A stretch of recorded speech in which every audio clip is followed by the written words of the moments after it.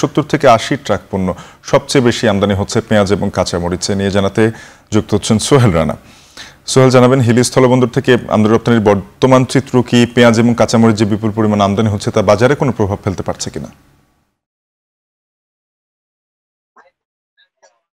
শাফিন, আমি আপনাকে একটু জানিয়ে রাখি যে হিলি স্থলবন্দর দিয়ে আমদানি রপ্তানি যে কার্যক্রম সেটি স্বাভাবিক রয়েছে এবং প্রতিদিন প্রায় ৭৪ থেকে ৮০ ট্রাক পণ্য হিলি স্থলবন্দরে প্রবেশ করছে এবং সেখানে আমরা লক্ষ্য করেছি 15 থেকে 16টি প্রায় 16 প্রকারের পণ্য কিন্তু এই বন্দর আমদানি হচ্ছে। বিশেষ করে বেশি আমদানি হচ্ছে কাঁচামরিচ এবং পেঁয়াজ। সেই কাঁচামরিচ এবং পেঁয়াজের দামের যদি কথা আপনাকে একটু বলি, বন্দরে গতকাল কাঁচামরিচ 40 থেকে 50 টাকা কেজি দরে বিক্রি হয়েছে, সেটি আজকে 130 থেকে 135 টাকা কেজি দরে বিক্রি হচ্ছে এবং খুচরা বাজারের চিত্রটা কিন্তু ভিন্ন। সেখানে 180 টাকা কেজি দরে গতকাল বিক্রি হলো, আজকে সেটি 150 টাকা কেজি দরে বিক্রি হচ্ছে, সেখানেও কিন্তু 30 টাকা কেজিতে কমেছে। তবে উল্টো চিত্র আমরা লক্ষ্য করেছি পেঁয়াজের বাজারে। পেঁয়াজের দাম যেখানে 80 টাকা কেজি দরে বিক্রি হয়েছিল, সেটি আজ বিক্রি হচ্ছে 90 থেকে 95 টাকা কেজি দরে, অর্থাৎ একদিনের ব্যবধানে পেঁয়াজের দামটাও কেজিতে প্রায় 5 থেকে 7 টাকা কিন্তু বেড়েছে আমরা লক্ষ্য করেছি। যদি আমি আমদানির চিত্র বলি, যে গতকাল কিন্তু প্রায় 350 মেট্রিক টনের মতন পেঁয়াজ আমদানি হয়েছে এবং 200 মেট্রিক টনের মতো